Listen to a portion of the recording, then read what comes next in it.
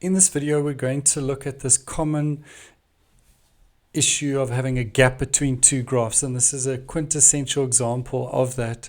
And so what you do when you see a gap between graphs, even if you don't have a cooking clue what to do, it's just when I need a gap between graphs, it's just the tall graph minus the short in brackets.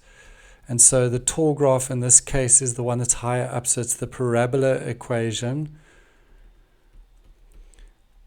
minus the straight line equation, which they asked us to work out earlier, which I did in a previous video. And I go along from there and try and work out what the expression is. And then they tell me mn is 6. And so there's three ways that you could go from here. They could hint at what the x is, and so they could say OT is 5 units. And then you'd have to know, oh, they've hinted at the x, and so wherever there's x, I'm going to put minus 5 because I've gone backwards 5. The second option is they could have given us the gap, which they've done in this case. The third option is they could ask us for the min or max value. And so I think of this as just being a parabola. So this is a happy one. So they could ask me for the min value, and then I would just do minus b over 2a and sub it back in here.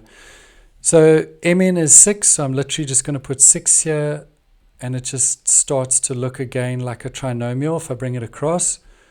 With quadratics, you always want to take everything to one side, then to factorize,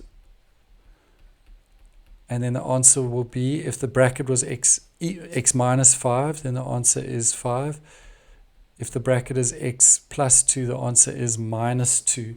And so determine the length of OT if the x is in the negative axis. So the length of that, if this as a coordinate is minus 2, the length is 2 units. Make sure you just have that as a positive answer. And then hence write down the coordinates of n. And so n, you'd stop and say, okay, the x is minus 2. I don't know what the y is. Whenever I'm missing a letter in graphs anywhere, I just sub in a point. And so I'm going to sub minus 2 into where? Into the straight line equation.